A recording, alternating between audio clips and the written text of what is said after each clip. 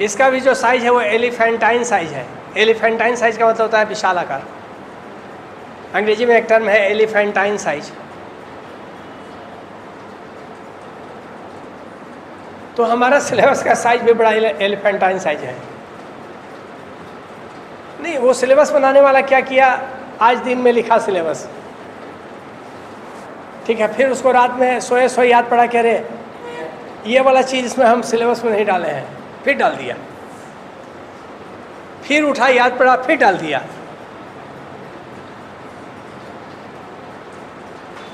मतलब जैसे जैसे उसको याद पड़ते क्या कह रहे ये वाला नहीं डाले हैं, ये वाला नहीं डाले हैं।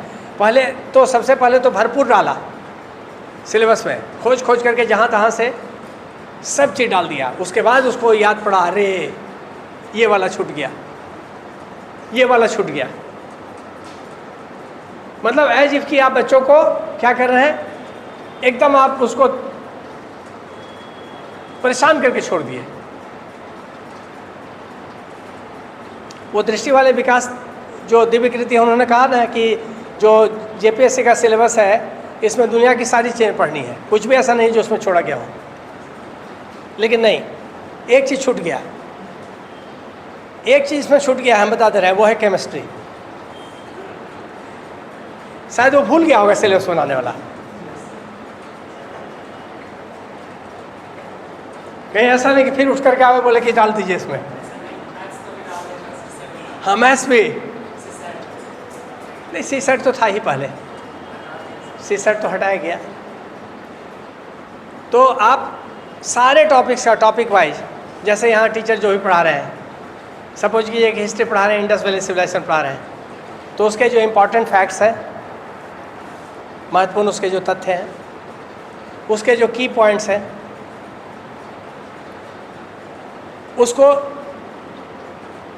इतना बड़ा में बना लिए।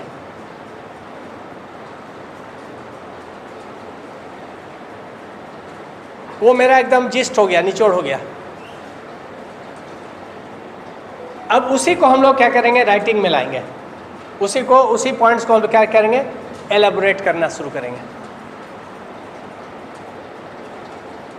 अप्रोच यही होना चाहिए। और आंसर का 3 पार्ट होता है, बता रहे हैं। डिस्क्रिप्टिव आंसर जब भी लिखते हैं ना, तो इट हैज़ 3 पार्ट्स। इंट्रोडक्शन, उसका फिर बॉडी, मेन बॉडी, और फिर कंक्लूजन जरूर लिखना चाहिए। और इंट्रोडक्शन तो, अगर इंट्रोडक्शन के बगैर आप आंसर लिखना शुरू किए तो समझिए कि आप अपना दुर्दशा करा लिए। हर प्रश्न का उत्तर में सबसे पहले एक छोटा सा परिचय, इंट्रोडक्शन।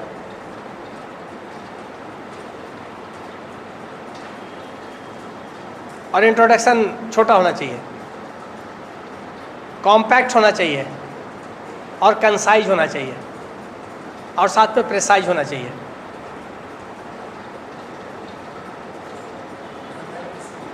और हर, जैसे फंडामेंटल राइट्स, तो सबसे पहले फंडामेंटल राइट्स कहते किसको है, वैसे अधिकार जो जीवन के लिए अत्यंत आवश्यक है, मौलिक अधिकार कहलाएंगे।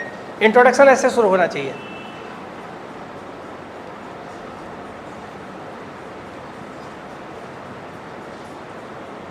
और तब आना चाहिए कि भारतीय संविधान में फलना फलना फलना फलना मौलिक अधिकार है, फलना फलना आर्टिकल्स में।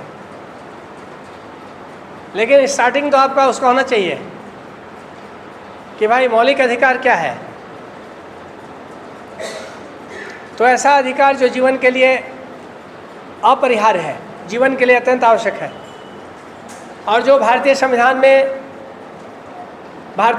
के द्वारा गारंटी प्राप्त है, जो न्यायालय के द्वारा प्रवर्तनीय है, न्याय योग्य है। छोटा सा लिखिए, उसका फिर जो क्वेश्चन पूछ रहा है आगे। तो सबसे पहले जो टॉपिक है ना, उसका शाब्दिक अर्थ समझिए, उसका लिटरल मीनिंग क्या है।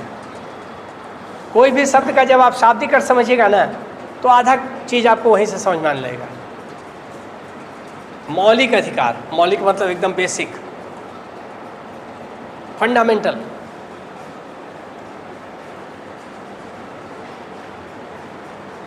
तो फर्स्ट ऑफ ऑल आप उसका लिटरल मीनिंग समझिए।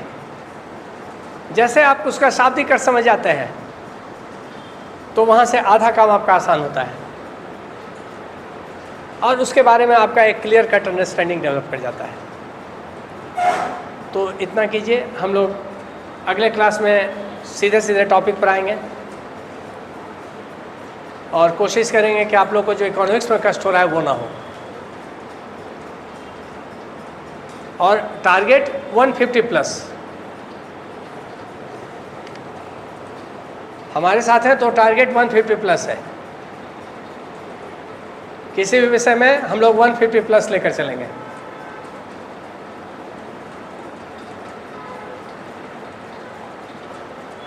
तो 150 प्लस के लिए हमको ऐसे ही हार्ड लेबर करना होगा, करेंगे। तो फिर मिलते हैं हम लोग नेक्स्ट क्लास में। सी यू, ठीक है, हैव ए नाइस डे।